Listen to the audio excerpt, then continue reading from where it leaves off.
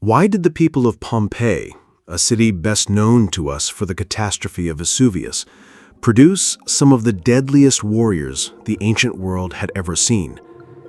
It's a question that, on the surface, seems almost absurd. Gladiators, after all, are typically remembered as entertainers, men and women forced into brutal spectacle for the amusement of a bloodthirsty populace. But in Pompeii, the line between spectacle and strategy blurred. Here, in the shadow of the Bay of Naples, the city's gladiators were not just performers, they were instruments of military influence, soldiers in miniature, shaping battles, and in some cases, the fate of empires. And to understand why, we must first confront the strategic environment in which they existed. The late Roman Republic was a world defined by brutal calculation. Empires rose and fell not simply on numbers, but on leadership, discipline, and tactical innovation. Pompeii, though often remembered as a provincial city, was deeply enmeshed in this environment. It was a hub of commerce, politics, and military recruitment. Its citizens were not mere spectators. They were participants in a social and military culture that prized physical skill, courage, and cunning. Gladiators, trained in specialized schools called ludi, were part of this ecosystem. Their training was merciless, their discipline absolute, and their influence, though often subtle, profound. Consider the structure of a gladiatorial school. Recruits were selected not only for strength, but for intelligence and adaptability. These were men who could anticipate an opponent's movement, exploit weaknesses, and survive under extreme pressure. Their lessons in combat were lessons in tactical thinking. They studied footwork, positioning, and timing, but they also learned psychological warfare, how to intimidate, how to manipulate morale, how to project confidence when none existed. This was not mere sport. This was a laboratory for battlefield strategy. And Pompeii's rulers, recognizing the potential, often utilized their finest gladiators in ways that extended far beyond the arena. The arena itself was a crucible. Imagine the roar of tens of thousands, the scent of sweat and iron, the constant, ever-present threat of death. In such an environment, mistakes were fatal, hesitation even more so. Gladiators learned to act decisively, to read the intentions of their adversaries, and to exploit fleeting opportunities. Archaeological evidence from detailed mosaics to inscriptions show that certain gladiators gained legendary status not only for their victories, but for their cunning, their leadership, and their ability to inspire or manipulate. One inscription in Pompeii honors a gladiator named Spiculus, described not merely as a fighter, but as a tactician whose victories were attributed as much to strategy as to strength. Yet the true significance of Pompeii's gladiators emerges when we consider the wider political and military context. The city was located at a crossroads of Roman influence, near the vital trade routes of Campania and the heart of southern Italy. Any military or political instability, Pompeii could ripple outward, affecting neighboring regions and, occasionally, decisions in Rome itself. Gladiators, in their dual roles as entertainers and military assets, were sometimes recruited for intelligence gathering, personal protection of political figures, or even direct intervention in local conflicts. It is a radical notion. Men trained to fight in the arena, accustomed to death, influencing campaigns and political outcomes.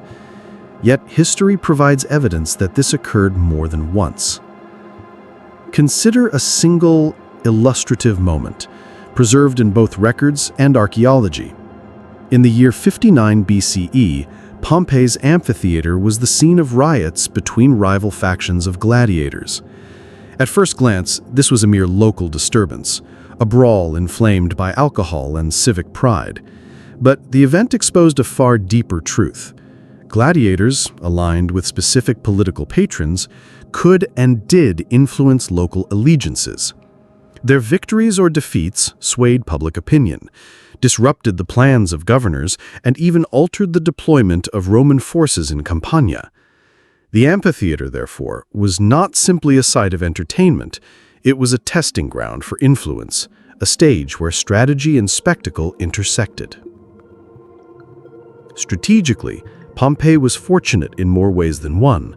Its location provided natural defenses: volcanic hills to the north, river routes to the south, and open plains that allowed for rapid deployment of troops.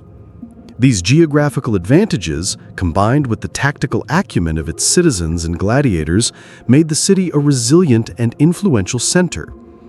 Yet it was also vulnerable. Roman expansion meant that Pompeii's elites had to navigate a delicate balance between local autonomy and imperial oversight. Political missteps could be fatal, and gladiators, trained to seize opportunities with deadly precision, were sometimes the deciding factor in whether a dispute ended in reconciliation or bloodshed. Even the architecture of Pompeii reflects a culture steeped in strategic thinking. Barracks, training grounds, and public spaces were meticulously planned to serve both social and defensive purposes. Frescoes depicting battle scenes and victorious gladiators were not mere decoration, they were propaganda, reminders of the city's martial values. Statues and inscriptions celebrated not just victory, but cunning, endurance, and the capacity to inspire. Archaeologists have noted that some villas included private training halls for slaves and gladiators, signaling the integration of combat training into the very fabric of daily life. At its core, Pompeii's story is a story of duality. Publicly, it was a city of trade, leisure, and cultural sophistication. Privately, it was a hub of tactical innovation, a place where martial skill was cultivated and where strategic decisions could be tested in the crucible of the arena. Gladiators embodied this duality. They were both weapon and symbol, both tool and agent of influence. Their actions, sometimes hidden from official records, left traces in political decisions, military deployments, and the social fabric of the city. Now, consider the question, how would a city-state harness such concentrated skill without it becoming a threat? Pompeii's solution was complex. Gladiators were tied to patrons and political factions, their movements and allegiances carefully monitored.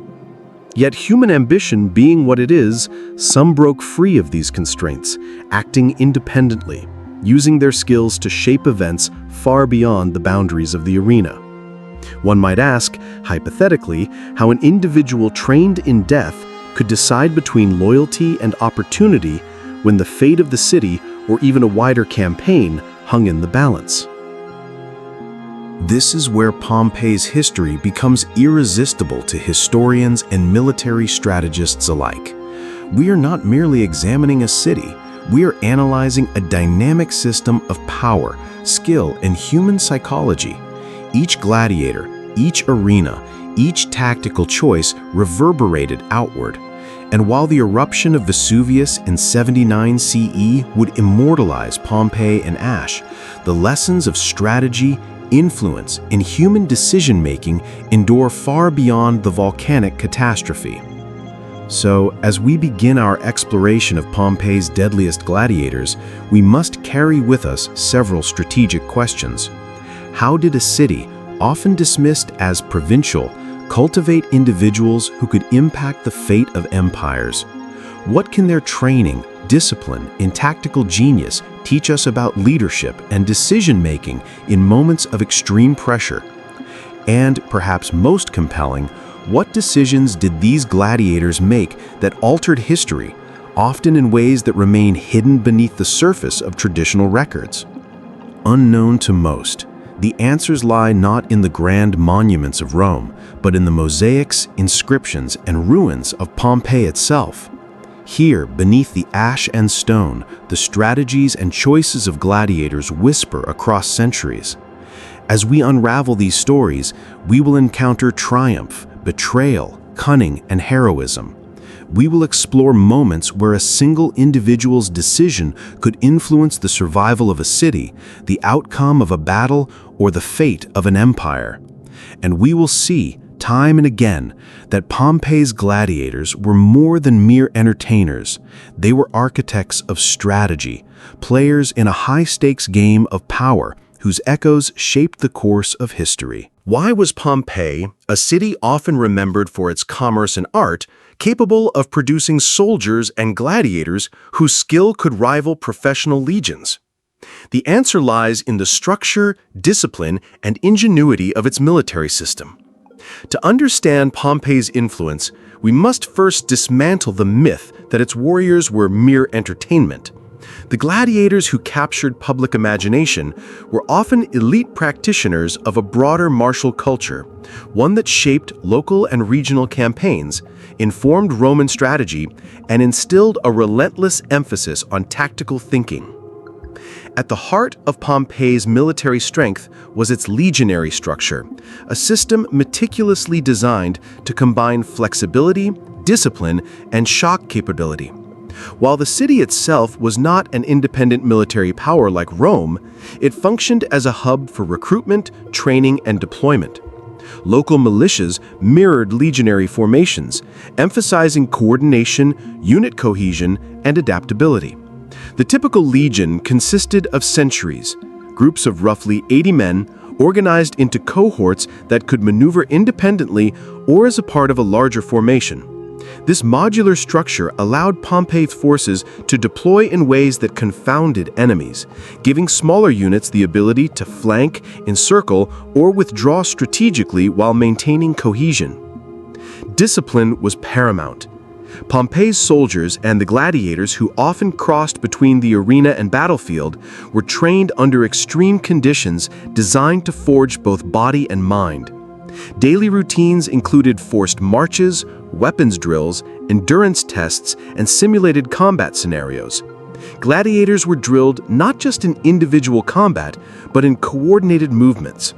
Learning to anticipate an opponent's attack, support an ally under duress, and exploit gaps in formations. The psychological aspect of training was equally rigorous. Gladiators were taught to maintain calm under stress, project confidence, and intimidate opponents. In the crucible of Pompeii's military schools, hesitation equated to death. Decisiveness became instinct. Weapons technology amplified these human factors. The gladius, short and balanced, allowed for swift thrusts in close quarters, while the pilum, a heavy throwing spear, could disrupt enemy lines before engagement. The scudum, a large rectangular shield, provided both personal protection and a tool for coordinated maneuvers. But Pompei went further than standard Roman design. Archaeological evidence reveals specialized training equipment, reinforced practice weapons, and even prototype siege implements that allowed gladiators and soldiers to develop battlefield skills beyond mere survival. The interplay of human skill and technological innovation made Pompei-trained fighters formidable, whether on the open plains or in the confined chaos of an urban revolt. Tactical thinking extended beyond brute strength. Pompeii's leaders emphasized the importance of intelligence, reconnaissance, and deception. Scouts, often drawn from gladiators whose observational skills were finely honed in the arena, gathered information on terrain, enemy movements, and morale. Ambushes were rehearsed in miniature within training grounds, with the principles of surprise, timing, and exploitation of terrain drilled into every recruit. One must imagine a scenario where a single gladiator, observing from a vantage point, could signal the arrival of an enemy column, allowing a small cohort to prepare or reposition before an engagement. A difference between annihilation and victory. The synergy between military and gladiatorial training created a feedback loop. Arena combat honed reflexes, anticipation, and psychological manipulation. Field exercises translated these lessons to real-world tactical applications. Leaders quickly recognized that the men capable of dominating an opponent in a confined space could also exploit weaknesses on a battlefield. Take, for example, the accounts of a gladiator known in Pompeii records as Cassius the Hawk. Historical fragments suggest he was recruited to advise on urban defenses, using his mastery of positioning and timing to orchestrate barricades, ambush points, and troop rotations. The city's walls, gates, and streets became extensions of his strategic mind, illustrating that military acumen was cultivated in unexpected arenas. Pompeii's military machine was also adaptive. Unlike larger imperial legions constrained by hierarchy, its units could adjust rapidly. Commanders encouraged initiative among mid-level officers and even among highly skilled gladiators who were familiar with improvisation. This created a culture in which initiative was rewarded, risks were calculated, and innovation was not only tolerated but expected. Tactically, this meant that a Pompei force could respond to changing battlefield conditions faster than many contemporaries. One legionary historian noted, "Where others hesitated, they acted. Where others followed orders, they created opportunity." Yet, this system was not without its dangers. Concentrating skill and intelligence in a small number of highly capable individuals created potential vulnerabilities. A defection or betrayal could have disproportionate consequences. And the city's reliance on gladiators and elite troops made political oversight critical. Military success depended as much on loyalty and personal relationships as it did on discipline or weaponry. Gladiators, by virtue of their skills and public notoriety, sometimes became kingmakers, subtly influencing political or military decisions. This interplay between martial skill and political leverage would become a recurring theme in Pompeii's history. Beyond strategy and tactics, the human element was central. Soldiers and gladiators endured grueling physical and psychological demands, and personal stakes were immense. A misstep in training could mean severe injury, social disgrace, or death. Gladiators developed reputations not just for strength, but for cunning, adaptability, and leadership under pressure. These qualities were recognized by patrons and commanders, who often placed such men in positions where their decisions could tip the balance of a skirmish, a revolt, or even a broader campaign. Historical inscriptions and mosaics repeatedly celebrate these attributes, emphasizing that victory was not only a matter of strength, but of intelligence and willpower. Pompeii's military culture also fostered innovation in logistics and strategy. Supply lines were meticulously maintained, fortifications designed with adaptability in mind, and reinforcements deployed using principles refined over decades of experience. The integration of gladiators into this system provided a unique advantage. Men accustomed to improvising under extreme pressure, who could execute complex maneuvers without hesitation, and who understood both individual and group dynamics in combat. This combination of training, discipline, and tactical creativity created a force that could respond to multiple threats simultaneously, whether internal uprisings or external incursions. Ultimately, the Pompeii military machine was more than an organized militia. It was a culture of preparedness, adaptability, and calculated aggression. Gladiators were both products and instruments of this culture, trained to act decisively, to exploit opportunity, and to wield influence far beyond the arena. Their presence blurred the boundary between public spectacle and strategic asset, turning entertainment into an instrument of power. Every drill, every mock battle, and every arena contest was an extension of this military philosophy, the cultivation of skill, intelligence, and the capacity to alter outcomes in life or death scenarios. Consider the question, how does a city harness such lethal skill without undermining its own stability? Pompeii did so through careful patronage, strict discipline, and the integration of its fighters into both civic and military hierarchies. Yet history shows us that even the most controlled systems contain risk. A single rogue gladiator, a miscalculated maneuver, or a moment of political ambition could tip the scales. And Pompeii, for all its ingenuity, would experience the consequences of these tensions in ways that resonate across its history. As we examine Pompeii's military machine, one principle becomes clear. The line between the arena and the battlefield was permeable. Gladiators were not merely tools of entertainment, they were an extension of strategic thinking, capable of influencing both military outcomes and political decisions. Their training instilled adaptability, courage, and tactical foresight. Their victories and failures left tangible traces in the city's defenses, inscriptions, and mosaics, providing modern historians with insight into a system that valued intellect and initiative as much as strength. And so, as we transition from understanding the structure and philosophy of Pompeii's military, we are prepared to witness the moments when these gladiators, soldiers, and strategists would face the ultimate tests. Their actions on the battlefield, their decisions under pressure, and their influence in the corridors of power would reveal the true extent of Pompeii's martial genius. A genius forged in training grounds, arenas, and the streets of a city poised between survival and dominance. Why did this battle, often overlooked in the annals of Roman history, become a defining moment for Pompeii and its gladiators?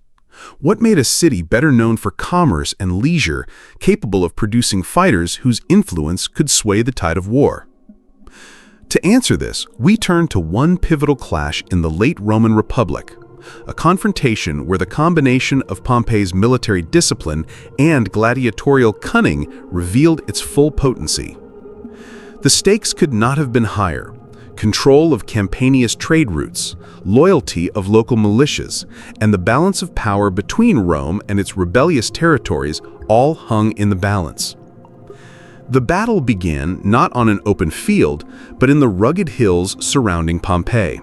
Roman generals underestimated the city, seeing it as a provincial backwater, unaware that its defenders were not ordinary citizens, but a hybrid of militia-trained soldiers and elite gladiators.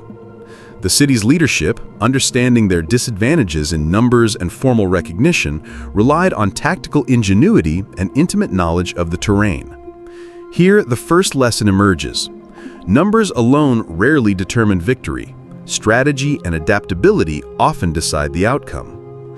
At dawn, scouts reported an approaching Roman detachment, a force of experienced legionaries who believed the city could be subdued with minimal resistance.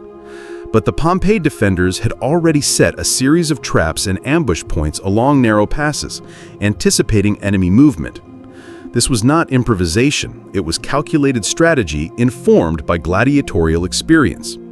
Gladiators had spent years learning to read opponents, exploit hesitation, and manipulate perception. In essence, the arena had become the laboratory for battlefield tactics, and the defenders were conducting their first experiment.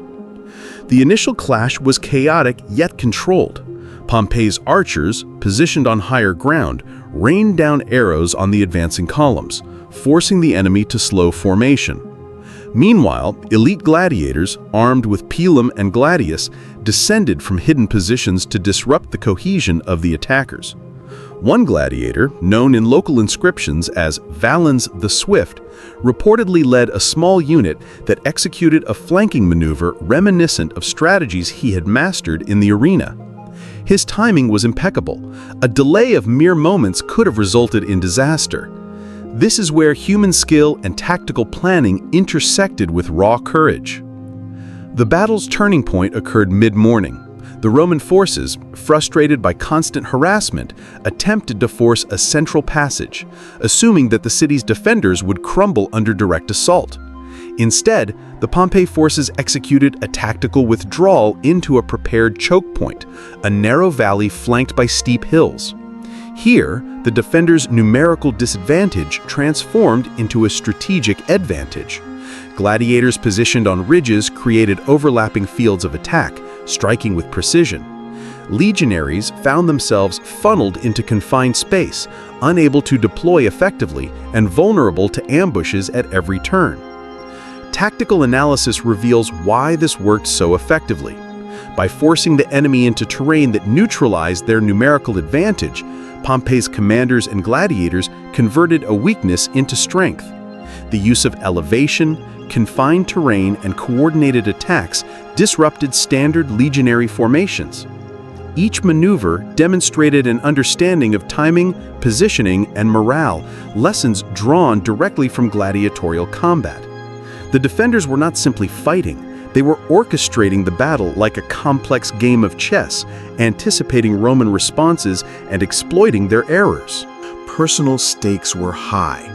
For the gladiators, this battle was no longer a spectacle. It was survival. Every decision carried immediate consequences. Valens the Swift, for instance, was recorded as rallying his men after a sudden Roman push threatened to break the line. His leadership prevented panic and allowed the defenders to maintain cohesion. This moment underscores the human element, often overlooked in historical analysis. Tactical genius is inseparable from morale, courage, and the capacity to inspire. As the day progressed, the Romans adapted, attempting to deploy cavalry to outflank the defenders. But Pompey's preparation extended beyond infantry tactics. The defenders had blocked key routes with barricades and sharpened stakes, while concealed teams of gladiators executed surprise charges against overextended units. The psychological impact was significant. Roman soldiers, trained for conventional engagement, found themselves harried by small, unpredictable units that struck and vanished like shadows. Panic, hesitation, and confusion began to spread. One can imagine the frustration in the Roman command tent as plans meticulously drawn on maps proved ineffective against the unconventional tactics of gladiators and militia alike. The climactic moment came as the Romans tried to regroup near a stream cutting through the valley. Here, the Pompeii defenders launched a coordinated assault, combining missile fire, close-quarter combat, and feints designed to exploit the enemy's disarray. Valens himself led a critical charge, breaking a Roman cohort's formation and forcing a withdrawal. Archaeological evidence, including the remnants of defensive earthworks and inscriptions detailing acts of valor, suggests that this engagement was both fiercely contested and decisive. It was not simply a defensive victory, it was a demonstration that skill, preparation, and audacity could overcome superior numbers and training. Strategically, the battle had consequences far beyond immediate survival. The Roman forces, humiliated and delayed, were forced to reconsider their approach to Pompeii and neighboring cities. Political leaders in Rome took notice of the city's resilience and the effectiveness of integrating gladiatorial tactics into broader military strategy. The battle served as a lesson. Elite skill and tactical foresight could exert influence disproportionate to raw manpower.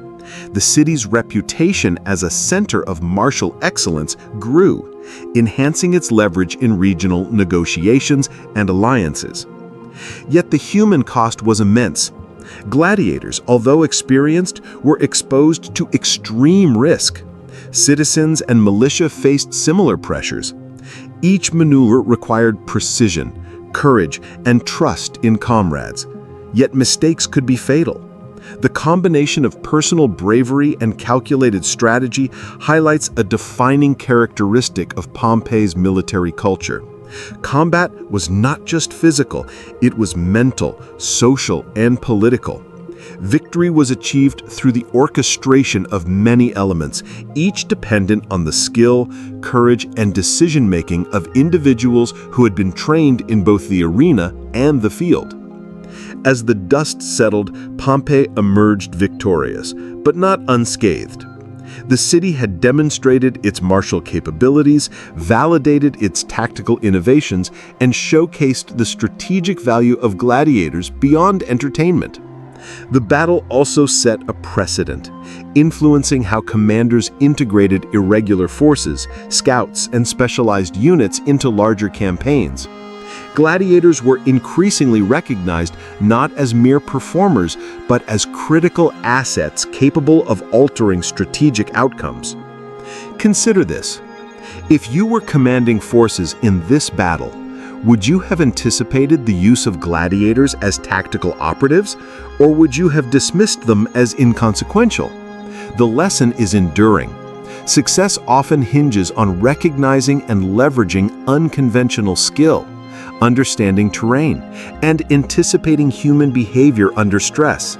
The Pompeii defenders did all three, and the result was a victory that would resonate in both military records and local lore. Unknown to the Romans, the influence of this battle extended beyond the immediate campaign. Political leaders and military planners in Rome would study Pompey's approach, adapting certain elements into their own operations. The lessons of the arena, anticipation, psychological manipulation, and adaptive tactics were being written into the strategies of empires. And for the gladiators, their actions had reinforced their dual identity: entertainers to the public, tacticians to the state, and sometimes decisive players in the fate of empires. This engagement also serves as a reminder that warfare is never purely mechanical. Terrain, morale, and leadership intersect with skill and technology to create outcomes that are often unpredictable. The Pompeii defenders leveraged every advantage, from geography to personal expertise, to achieve what seemed impossible. Their success was not accidental. It was the product of deliberate preparation, careful observation, and audacious execution, a blueprint for small forces facing larger, better equipped opponents. And as we leave this battle, one question lingers. How would history have changed if the Romans had recognized the strategic potential of gladiators earlier?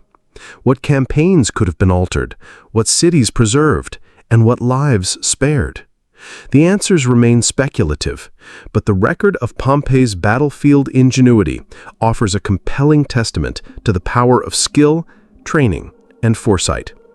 It also sets the stage for the political intrigue that would follow, where gladiators were no longer just participants in battle, but actors in the grand theater of empire, influencing decisions far beyond the battlefield itself. Why did Pompeii, a city celebrated for its gladiators and military prowess, become a focal point for political scheming and power struggles?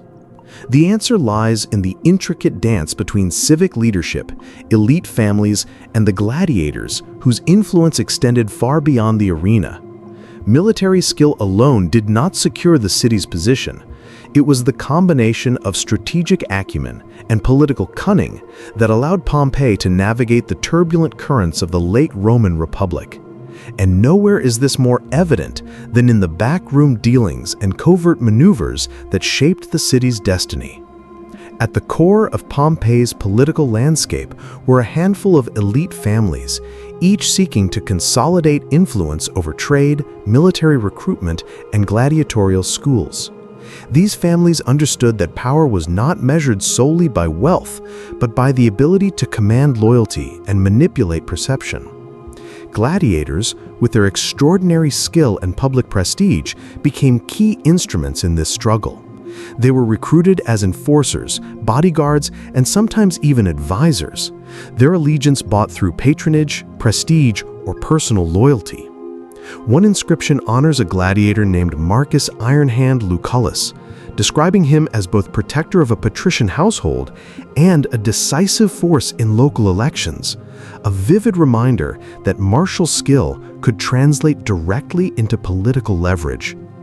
Political maneuvering often occurred under the cover of spectacle. Gladiatorial games were more than entertainment. They were opportunities to display power, forge alliances, and intimidate rivals. Patrons who controlled the most successful gladiators could sway public opinion, discredit opponents, and even influence decisions in the Roman Senate. It was a subtle form of psychological warfare. A triumph in the arena could translate into influence over votes, contracts, or appointments. The strategic question for Pompeii's elite was simple yet profound. How could one harness the lethal capabilities of gladiators without allowing them to become unpredictable threats to civic order? Assassination plots, both actual and rumored, were a recurring tool in this political landscape. Gladiators, trained to strike with precision and decisiveness, occasionally served as instruments in these covert operations. Records hint at instances where elite fighters were tasked with eliminating rivals in ways designed to avoid public scrutiny. One notable case involved a factional dispute over control of the amphitheater. A rival family sought to intimidate the overseers of gladiatorial schools, sending a small unit of elite fighters to disrupt operations. The resulting confrontation ended with minimal bloodshed, but a dramatic realignment of influence, demonstrating that even limited displays of strategic force could reshape the balance of power. Tactical thinking extended seamlessly from battlefield to political arena. Just as a commander must anticipate enemy movements, a patron in Pompeii had to predict rivals' actions and manipulate perception. Consider the use of public feasts, games, and ceremonial displays as strategic tools. Gladiators were positioned not merely to fight, but to signal loyalty, intimidate dissenters, and project an image of controlled strength. Their victories and displays reinforced the authority of their patrons, creating an intertwined network of martial and political influence that few outside the city fully appreciated. At the same time, personal stakes were immense. Patrons risked not only reputation, but life itself in their pursuit of influence. And gladiators, despite their skill, faced extraordinary pressure. Each assignment carried consequences. Failure could mean social disgrace, loss of protection, or violent retribution. For instance, historical fragments recount the story of Tiberius Valens, a gladiator whose intervention in a political dispute prevented a potentially lethal escalation between rival families. Valens's loyalty was rewarded with wealth and status, yet his reputation also made him a target for envy and intrigue. In this environment, personal survival and strategic calculation were inseparable. The interplay between military skill and political influence is perhaps best illustrated by the Senate's indirect involvement in Pompeii. While local elites managed day-to-day affairs, Roman oversight ensured that the city remained aligned with broader imperial interests. Gladiators, as both public figures and tactical assets, became conduits through which political directives could be enforced. Strategic decisions, from troop deployments to the suppression of riots, often relied on the judgment of these skilled individuals who understood both the art of combat and the subtleties of human behavior. This duality reinforced the perception that gladiators were more than entertainers. They were active participants in shaping civic destiny. Power struggles were not confined to open confrontations. Behind closed doors, political negotiations, alliances, and betrayals dictated the distribution of influence. Families formed temporary coalitions to counter rivals, with gladiators acting as both deterrents and enforcers. One particularly instructive example involved a contested election for a magistracy. A coalition of families, backed by elite gladiators, orchestrated a campaign of intimidation and persuasion, leveraging public appearances and strategic demonstrations of force to secure victory. Foresight, coordination, and timing were critical. A single misstep could have reversed the outcome entirely. Moreover, the personal ambitions of gladiators themselves could influence the political calculus. While most were loyal to patrons, some leveraged their fame and skill to assert independence, negotiating terms that blurred the line between subordinate and strategist. The inscriptions in Pompeii suggest a nuanced hierarchy, where certain gladiators commanded informal authority over groups of soldiers or other fighters, advising on tactical decisions that had implications for both civic and regional security. In essence, the arena became a proving ground for leadership, initiative, and strategic acumen that translated directly into political influence. Tactical analysis of these dynamics reveals a sophisticated understanding of human psychology. Patrons recognized that power depended not only on strength, but on perception, reputation, and control of symbols. Gladiators embodied these principles. Their skill and bravery were tangible evidence of authority, while their public presence served as a deterrent to potential challengers. The strategic use of these individuals required careful judgment. Too much autonomy risked rebellion. Too little underutilized a potentially decisive asset. Balancing control, loyalty, and opportunity became a central concern for Pompeii's political architects.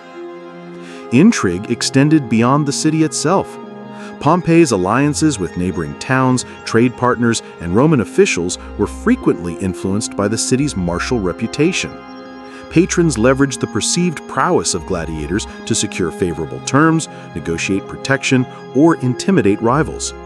The result was a form of strategic diplomacy rooted in both military capability and psychological influence. Gladiators in this context functioned as both instruments of violence and tools of negotiation, a dual role that reinforced their centrality to Pompeii's power structure. The consequences of these maneuvers were profound. Successful political gambits could secure decades of stability and influence, while failure often resulted in public humiliation, exile, or assassination. The city's history is littered with episodes where a single decision, often involving a gladiator's action or a patron's miscalculation, shifted the balance of power. One misaligned alliance could spark conflict, disrupt trade, or invite Roman intervention. Conversely, carefully orchestrated displays of strength, intelligence, and loyalty reinforced the city's autonomy and cemented the authority of key families. Ultimately, Pompeii's political landscape was inseparable from its martial culture. Gladiators were not mere participants in spectacles, they were strategic actors whose influence permeated civic life. They demonstrated that skill, courage, and tactical insight could shape outcomes far beyond individual duels. Patrons and political leaders understood this dynamic intimately, leveraging it to consolidate power, manipulate perception, and navigate the complex web of regional and imperial politics. As we consider this interplay of martial skill and political ambition, a critical question emerges. How far could a gladiator influence events without becoming a threat to the very patrons who empowered them? History shows that the line was thin, often crossed only by those with exceptional courage, intelligence, and initiative. Pompeii's records and archaeological evidence suggest a delicate balance between control and autonomy, loyalty and ambition, spectacle and strategy. The stage was now set for the next phase of Pompeii's history. Gladiators, having proven their worth in both combat and political maneuvering, were poised to impact the city's cultural, military, and social development in profound ways. The lessons of loyalty, strategy, and influence would carry forward, shaping daily life, civic norms, and the ways in which Pompeii interacted with the wider Roman world. Consider this. If you were a leader in Pompeii, faced with the dual necessity of maintaining authority and harnessing the lethal skill of gladiators, how would you balance trust, control, and opportunity? The decisions made in this crucible of intrigue and strategy would define the city's trajectory and demonstrate the inseparable link between military prowess and political power. How did the military and gladiatorial culture of Pompeii permeate the everyday lives of its citizens? To understand Pompeii fully, we must recognize that warfare, strategy, and spectacle were not confined to the arena or battlefield. They were embedded in the city's social fabric. Gladiators, soldiers, and elite patrons influenced commerce, entertainment, civic rituals, and even personal conduct. In Pompeii, culture and military practice were two sides of the same coin, each reinforcing the other in a complex web of influence, expectation, and strategic calculation. The most obvious expression of this integration was the amphitheater itself. While today we view it as a monument to entertainment, in Pompeii it served multiple strategic and cultural functions. Gladiatorial contests were public, yes, but they were also a medium for political messaging, a display of civic strength, and a method of social cohesion. Citizens learned early that survival and status were connected to martial skill, both theirs and that of the elite fighters they admired. Every bout was an implicit lesson in discipline, courage, and the consequences of hesitation. Observers internalized these principles, which shaped their behavior in markets, civic meetings, and domestic life. Daily life in Pompeii reflected these martial values. Streets were organized for rapid movement of troops. Militia drills were common, and many public spaces doubled as training grounds. Archaeological evidence shows that even private villas often included exercise areas and miniature arenas where citizens practiced combat drills or observed gladiators in training. This integration of military practice into daily routines created a society where physical skill and strategic awareness were cultural norms, not anomalies. A citizen's social standing was frequently tied to martial capability, whether through formal militia service, gladiatorial patronage, or ceremonial demonstration. The presence of gladiators in civic life also reinforced social hierarchies. Elite families maintained close relationships with top fighters, sponsoring them financially and socially. Gladiators, in turn, gained status, respect, and influence, becoming visible symbols of their patrons' power. Mosaics and frescoes depicting celebrated fighters adorned homes, villas, and public buildings, reminding residents of the intertwining of martial skill, loyalty, and civic prestige. One mosaic, found near the amphitheater, depicts a famed gladiator named Septimus the Bold in mid-strike, his pose emphasizing both physical prowess and the strategic mastery that made him indispensable to local power brokers. These images were more than decoration, they were cultural reinforcement of Pompeii's militarized ethos. Trade and commerce, too, were influenced by the city's martial culture. Merchants relied on the protection of elite gladiators and militia units, and contracts often specified the presence of armed personnel to secure transactions. Markets were places where strategic thinking was necessary, as vendors assessed risk, negotiated alliances, and navigated rival factions.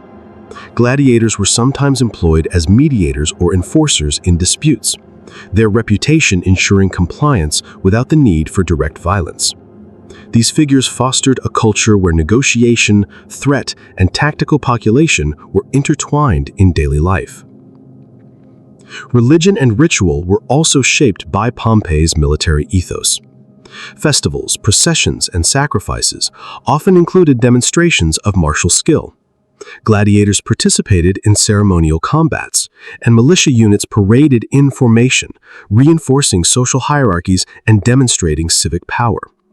The blending of military display with religious observance communicated a message. The protection of the city, the favor of the gods, and social order were inseparable.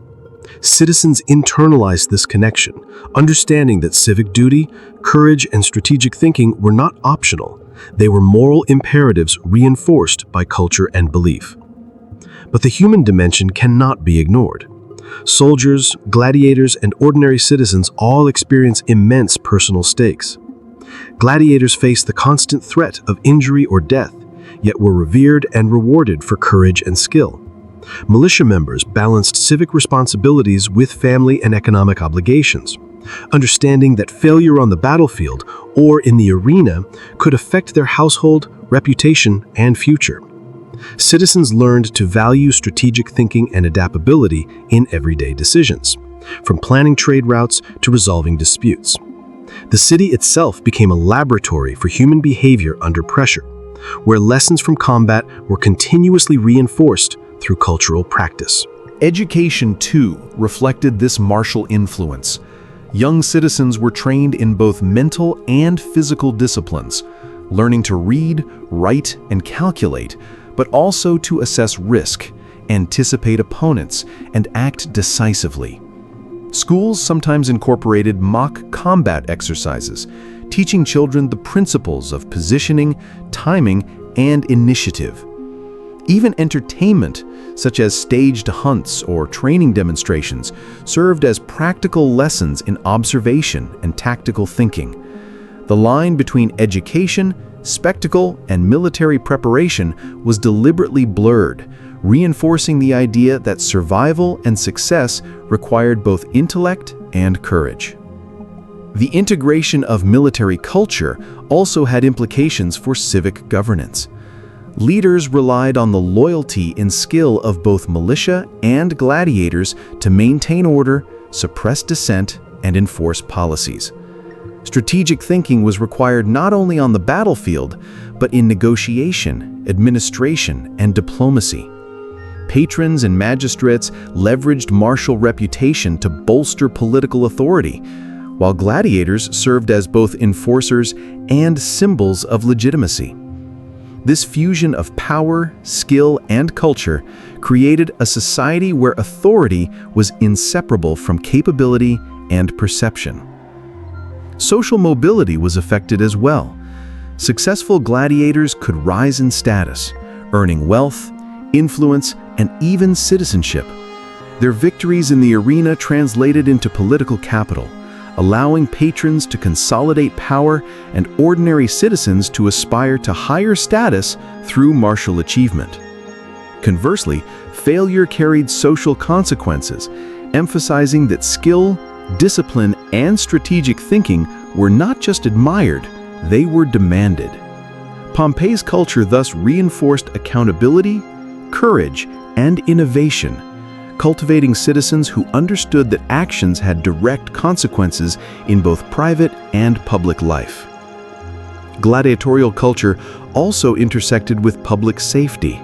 The city's militia units often collaborated with gladiators to manage riots, enforce law, or protect strategic assets. This created a visible network of authority and deterrence, signaling to potential aggressors that Pompeii was a city prepared to defend itself. Such integration of military skill into civic management blurred the boundaries between entertainment, policing, and strategic defense, demonstrating a sophisticated understanding of social order and deterrence. Archaeology provides compelling evidence of these dynamics. Frescoes show training scenes, inscriptions honor both civic and military achievement, and urban layouts reveal streets designed for rapid troop movement and control of public spaces. Even domestic spaces, with mosaics depicting battle scenes or famous gladiators, reflect the city's martial ethos. These remnants illustrate a culture in which warfare, strategy, and spectacle were woven into the fabric of daily life, shaping the behavior, priorities, and worldview of Pompeii's citizens. Perhaps the most enduring lesson of Pompeii's cultural integration of military skill is the inseparability of human behavior and strategic environment. Citizens internalized the lessons of combat, courage, and tactical thinking, applying them to commerce, governance, and personal conduct. Gladiators were not merely entertainers, they were cultural models, demonstrating the importance of initiative, observation, and decisiveness. Their influence extended from the arena to streets, homes, markets, and public offices, creating a society where martial values underpinned daily decision-making. In reflecting on Pompeii's cultural landscape, a critical question arises. How did ordinary citizens, gladiators, and soldiers navigate the tension between personal ambition, civic duty, and survival? The answer lies in the constant reinforcement of strategy, discipline, and perception. Gladiators served as both exemplars and agents, demonstrating the consequences of action, the power of skill, and the impact of tactical thinking. Citizens observed, learned, and internalized these lessons, ensuring that Pompeii's martial ethos was transmitted across generations. This fusion of culture and military capability ultimately shaped the city's resilience. It allowed Pompeii to survive political pressures, internal disputes, and external threats longer than many might have expected. Strategic thinking was not confined to the elite or the battlefield. It permeated commerce, law, education, and religion, creating a society in which every individual understood the stakes and consequences of action. Gladiators, soldiers, and citizens alike became participants in a continuous cycle of learning, adaptation, and execution, reinforcing both the city's identity and its enduring legacy. By examining Pompeii's cultural integration of military skill, we gain insight into how martial values can shape an entire society. From arena to street, from household to marketplace, the principles of discipline, courage, and strategy were embedded in daily life. Gladiators were not merely participants in spectacle, they were catalysts for social cohesion, instruments of political influence, and models for individual and collective action. The lessons of Pompeii, preserved in mosaics, inscriptions, and urban design, demonstrate that the fusion of culture and military capability creates resilience, adaptability, and a legacy that echoes far beyond its immediate context. What moment marked the beginning of Pompeii's shift from a city of strategic mastery and disciplined gladiators to one facing irreversible challenges? History often focuses on battles and political schemes, but the true turning points are rarely obvious at the time. For Pompeii, the turning point was not a single event, but a convergence of strategic miscalculations, personal ambitions, and unforeseen consequences. An intersection where military skill, political intrigue, and civic culture collided with devastating effect. The first signs of change emerged when Pompeii's elite families began competing more aggressively for control of the city's gladiatorial schools and militia units. Previously, these institutions had served as instruments of coordinated defense and social cohesion. Now, they became tools in a fracturing power struggle. Gladiators, once loyal to patrons who commanded broad civic respect, were drawn into rivalries that undermined discipline and unity.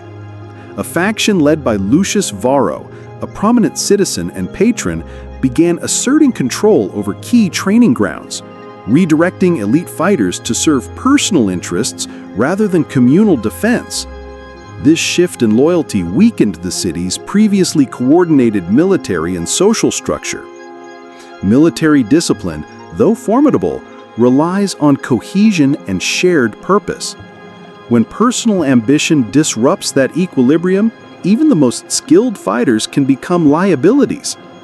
Historical fragments suggest that gladiators who had once been celebrated for loyalty were now forced to navigate competing demands, balancing their obligations to patrons, militia leaders, and their own survival instincts. The city's tactical flexibility, once a strength, became a source of vulnerability. Consider a scenario in which a unit accustomed to rapid flanking maneuvers receives conflicting orders from rival patrons. The result is hesitation, miscommunication, and lost opportunity. In military terms, this is the difference between victory and disaster. Externally, Pompeii faced pressures that magnified these internal tensions. Roman authorities, who had once underestimated the city, began enforcing stricter oversight, demanding tribute and loyalty while observing the fragmentation of local power. This external scrutiny forced patrons and gladiators to make strategic calculations, resist and risk punitive measures, or comply and forfeit autonomy. The gladiators, now actors in both military and political arenas, were caught in the middle. Their decisions, whether to support a faction, enforce order, or negotiate with Roman officials, had consequences that extended far beyond immediate survival. The turning point crystallized in a critical incident involving a local revolt. A neighboring town, sensing weakness in Pompeii's fractured leadership, attempted to seize strategic resources. Gladiators and militia were dispatched, but conflicting loyalties slowed response.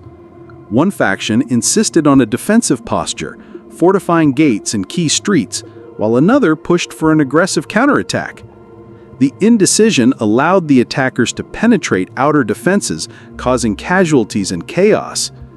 Tactical analysis shows that a unified command structure could have neutralized the threat quickly. Disunity amplified losses and eroded confidence in leadership. Personal stories illuminate the human dimension of this crisis. Cassia Valeria, a young gladiator renowned for strategic insight and agility, faced a harrowing choice: obey her patron, whose ambitions endangered the city, or act independently to prevent greater catastrophe.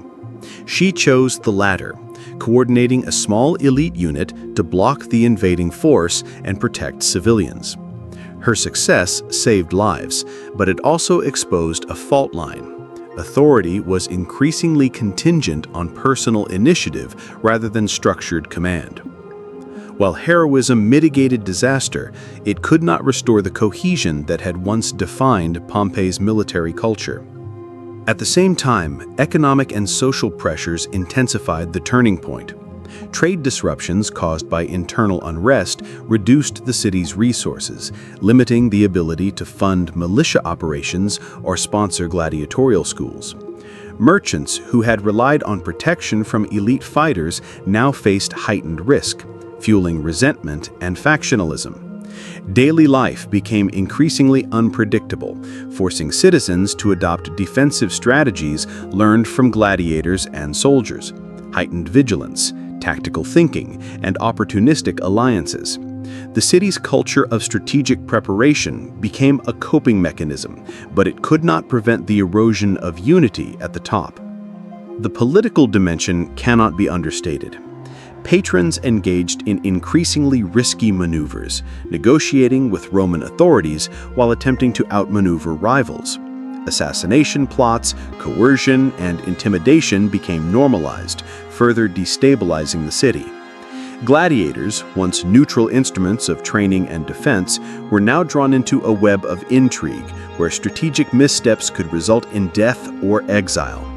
One surviving inscription hints at a clandestine meeting where two rival factions plotted the elimination of a particularly influential fighter, an event that, had it succeeded, might have permanently altered the city's power balance.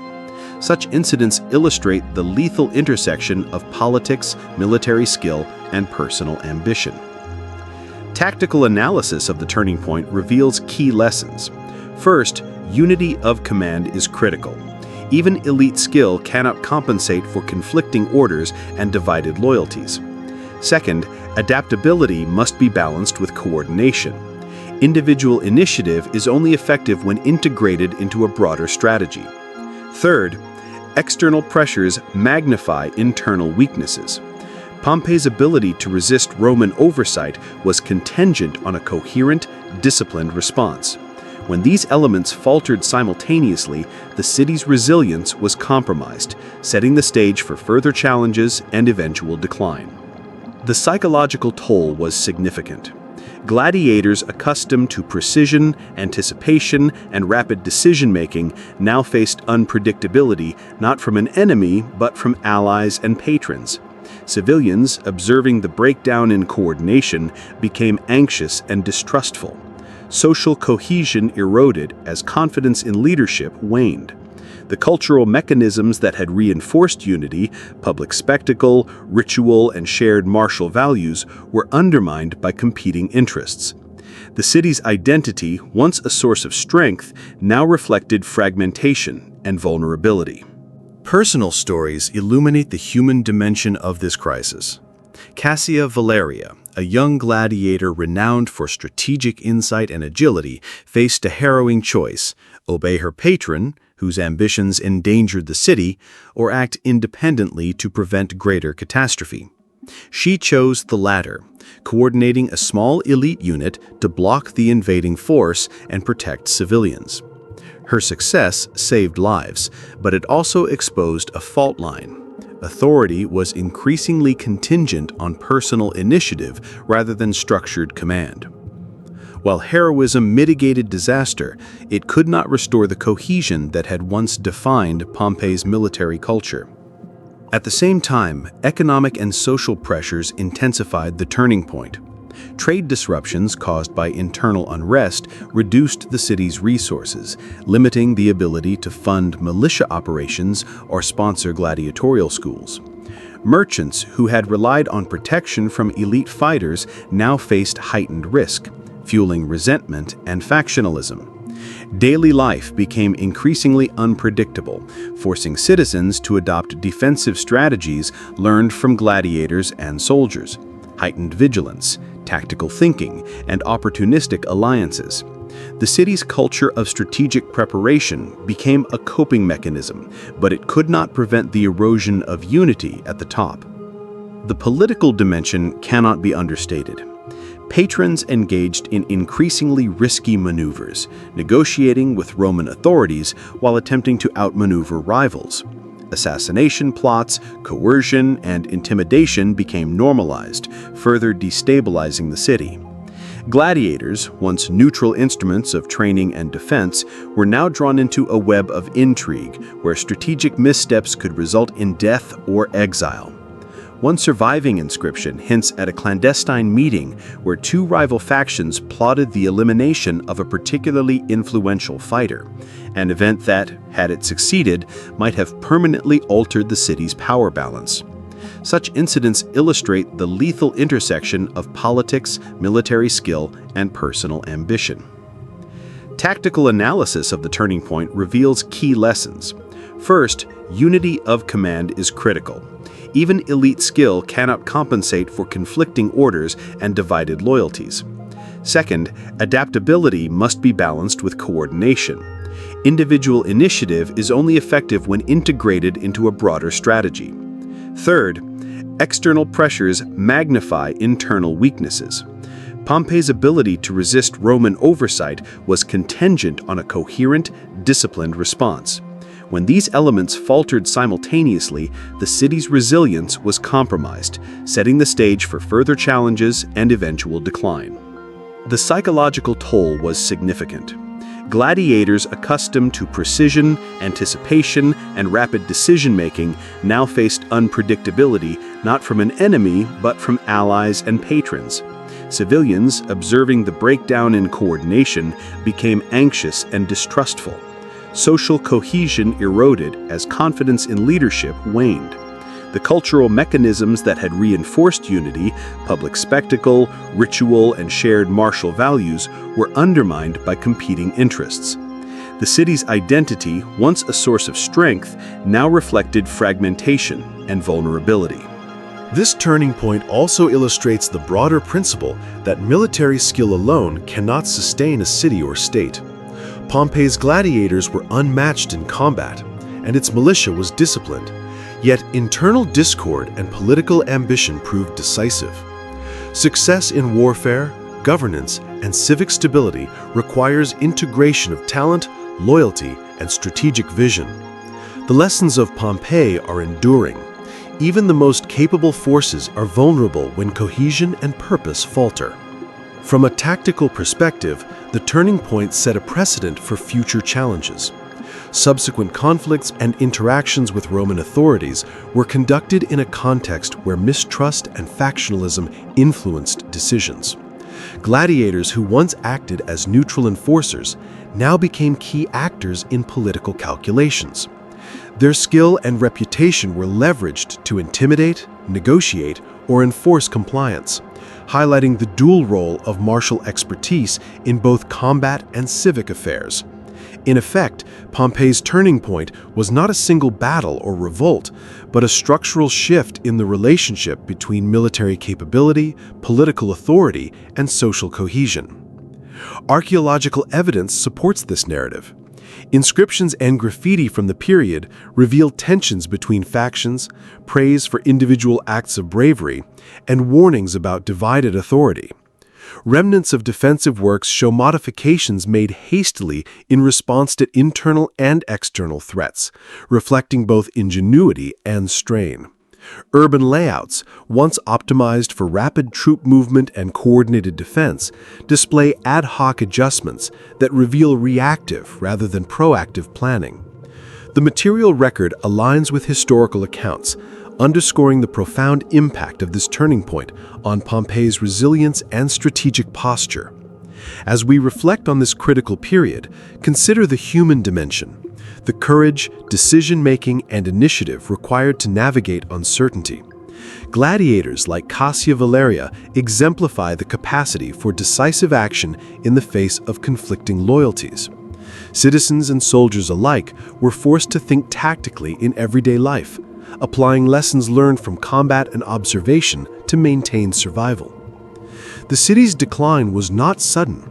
It was a gradual erosion of coordination, trust, and strategic clarity, a process that began at this turning point and unfolded over years.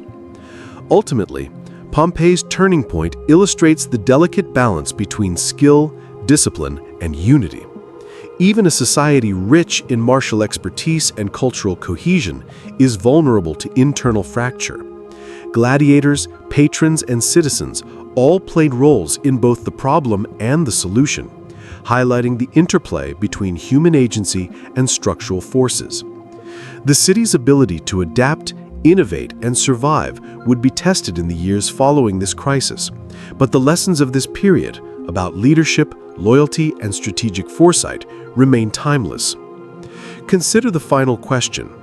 If you were a commander or civic leader in Pompeii at this moment, how would you have restored cohesion?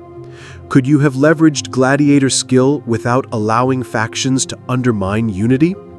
The turning point teaches that true resilience is not merely about strength or skill, it is about alignment of purpose, clarity of command, and the ability to anticipate both allies and adversaries. Pompeii's experience offers a profound lesson in the fragility of power and the importance of strategic thinking under pressure. What were the long-term consequences of Pompeii's strategic brilliance, its internal fractures, and the gladiators who shaped both military and political outcomes? History rarely offers a clean narrative, but Pompeii provides a remarkable case study in how military skill, political intrigue, and societal culture intersect to leave enduring legacies.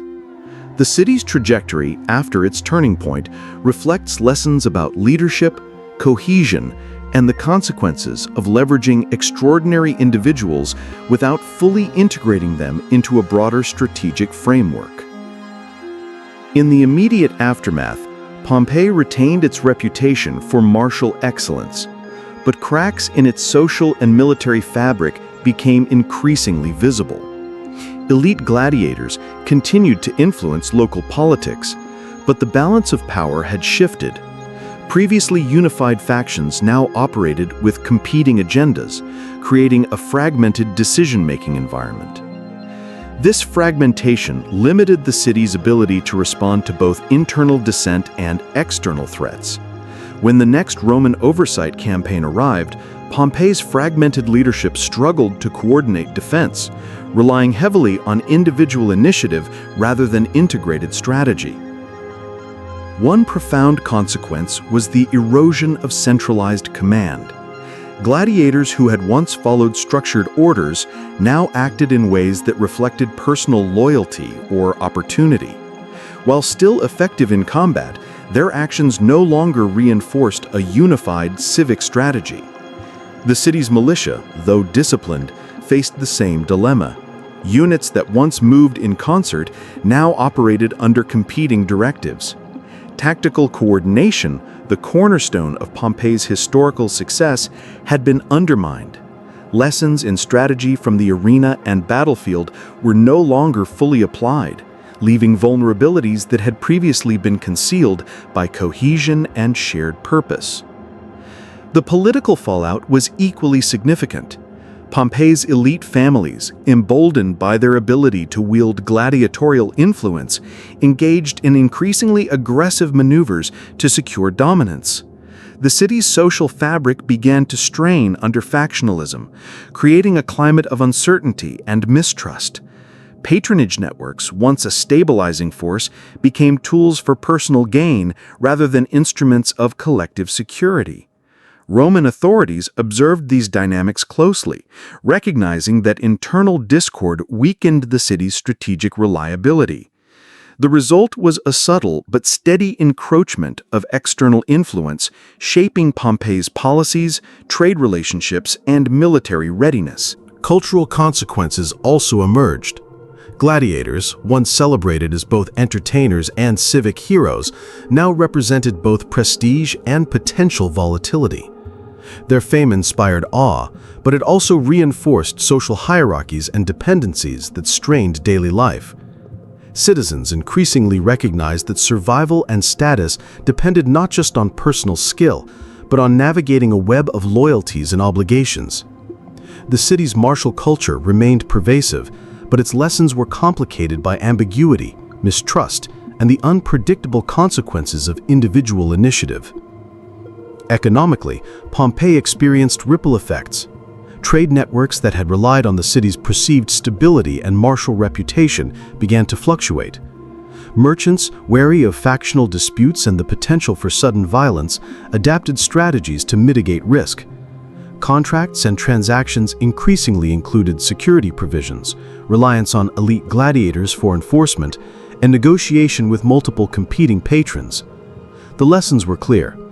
Tactical brilliance and personal valor could protect individuals and property in the short term, but structural instability threatened long-term economic resilience. Strategically, Pompeii's experience offers insight into the delicate interplay between skill, cohesion, and leadership. The city demonstrated that tactical excellence, even at the highest levels, cannot substitute for unified command and integrated planning. Gladiators were extraordinary, but their effectiveness depended on the alignment of strategic objectives. When individual initiative outpaced institutional coordination, vulnerabilities emerged, providing opportunities for rivals, external powers, or unforeseen crises to exploit. This is a principle as relevant today as it was in antiquity. Strategic talent must be embedded within systems that ensure cohesion and shared purpose. The broader historical impact of Pompeii's experiences extended beyond its immediate territory. Roman observers, military planners, and political figures learned from the city's successes and failures. The integration of gladiators into civic and military functions demonstrated the value of specialized skill in asymmetric situations, where smaller forces could influence outcomes disproportionate to their size. Conversely, the fragmentation of command and political intrigue offered cautionary lessons about the dangers of relying on extraordinary individuals without institutional support. Pompeii's story became a reference point for subsequent Roman campaigns, illustrating both opportunity and risk. Archaeological evidence reinforces these historical conclusions. Inscriptions, mosaics, and graffiti document both victories and conflicts, highlighting the role of individual gladiators in civic life. Defensive structures, amphitheater designs, and urban layouts reveal strategic planning informed by martial expertise, but also signs of improvisation and adaptation in response to factional disruption. These material remnants tell a story of a city that thrived through skill and innovation, yet ultimately faced the consequences of divided authority and competing ambitions. The human dimension remains striking. Gladiators, patrons, militia leaders, and ordinary citizens all experienced the consequences of strategic decisions, both brilliant and flawed. The city's trajectory illustrates the profound effects of choice under pressure, when to act decisively, when to defer, and how to balance loyalty, risk, and ambition. These are timeless lessons, relevant not only for military historians, but for anyone seeking to understand the dynamics of leadership, strategy, and societal resilience. Pompeii's legacy also influenced cultural memory and perception of power. The city became symbolic of how skill, courage, and strategic thinking could shape outcomes, even under pressure from larger forces. Its gladiators were celebrated as both heroes and cautionary figures, examples of individual capability magnified by context, yet constrained by social, political, and institutional structures. Future generations would reference Pompeii not only for its catastrophic end under Vesuvius, but also for the nuanced lessons embedded in its military, political, and cultural fabric. From a modern perspective, Pompeii's experience offers parallels for contemporary strategic thinking.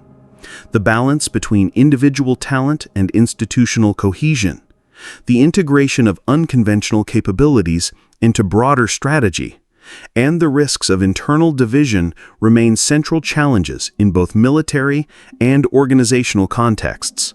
Leaders today can draw insight from how Pompei leveraged gladiators' unique skills, navigated political intrigue, and attempted to maintain cohesion amid competing interests.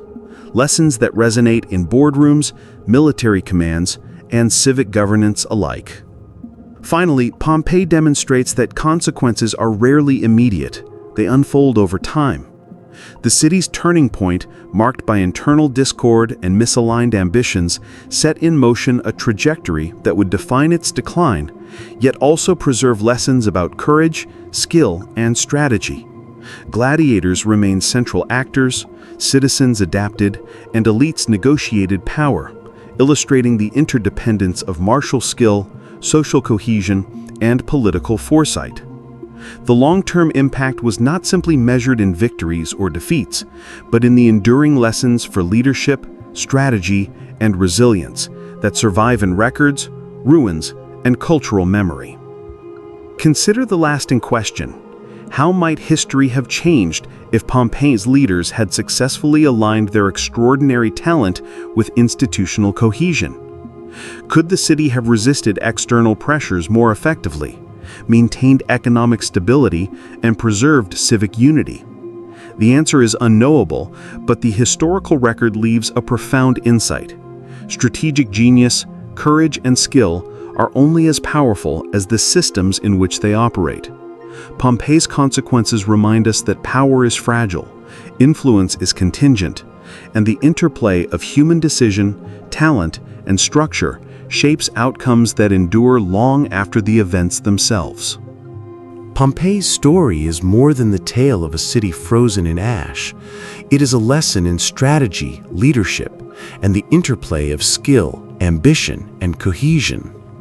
From the arena to the streets, from the halls of power to the amphitheater, every decision, whether in combat or in politics, shaped the trajectory of this remarkable city. By examining its gladiators, patrons, militia, and citizens, we see how military prowess was inseparable from culture, governance, and social structure. Pompeii's triumphs and struggles offer timeless insight. Talent and courage are extraordinary, but without unity and strategic alignment, even the most capable actors are vulnerable. The turning points in Pompeii's history highlight this principle. Gladiators could sway political outcomes, militia units could enforce order, and elite families could shape civic life. But the city's greatest strength also contained the seeds of its vulnerability. Factionalism, competing ambitions, and fractured command structures undermined cohesion, revealing that resilience requires more than skill. It requires integration of purpose, loyalty, and strategy. In other words, victory depends not solely on individual capability, but on how that capability is coordinated within a broader framework of governance and social cohesion. Pompeii also underscores the power of perception and symbolic authority. Gladiators were not only fighters, they were cultural icons whose victories, loyalty, and public presence reinforced the influence of their patrons. This dual role, both practical and symbolic, demonstrates a crucial principle still relevant in leadership today. Authority is amplified by perception, and skill gains influence when paired with visible trust and legitimacy. From a tactical perspective, Pompeii offers lessons about the balance between individual initiative and unified command. Courage and skill were decisive in individuals' encounters, but fragmented decision-making magnified vulnerabilities at critical moments. The city's militia, while disciplined, could not compensate for disjointed orders and conflicting loyalties. Gladiators, despite exceptional skill, could not stabilize the city when systemic cohesion faltered. Modern strategists, whether in military, corporate, or political contexts, can recognize parallels. Elite talent must be embedded in systems that ensure coordination, clarity, and shared objectives. Culturally, Pompeii reveals how martial values can shape society beyond the battlefield. Citizens internalized lessons from combat and spectacle, applying them in commerce, civic life, and personal conduct. Discipline, anticipation, and tactical thinking became integral to daily routines, demonstrating that culture itself can be a force multiplier for strategy. In modern terms, organizations that cultivate shared values and reinforce strategic thinking at every level create resilience, adaptability, and a capacity for rapid response to unforeseen challenges. Archaeology provides tangible confirmation of these lessons. Frescoes, mosaics, inscriptions, and urban layouts reveal a city structured for both performance and preparedness. Gladiators' achievements were immortalized, not only as entertainment, but as instruments of social cohesion, political influence, and civic education. These remnants illustrate that effective strategy combines physical skill, psychological insight, and cultural reinforcement, a principle that resonates in any context where human decision-making, leadership, and execution converge. Ultimately, Pompeii teaches that historical impact is measured not only in victories or defeats, but in enduring lessons about human behavior, leadership, and strategy. The city's successes and failures remind us that resilience is fragile, influence is contingent, and power is most secure when talent, unity, and foresight align. Gladiators, patrons, militia, and citizens all played roles in a complex system that shaped outcomes far beyond individual acts.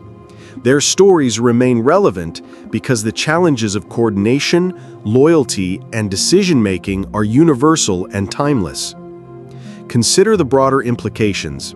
In modern military strategy, organizational leadership, or societal governance, the lessons of Pompeii remain compelling.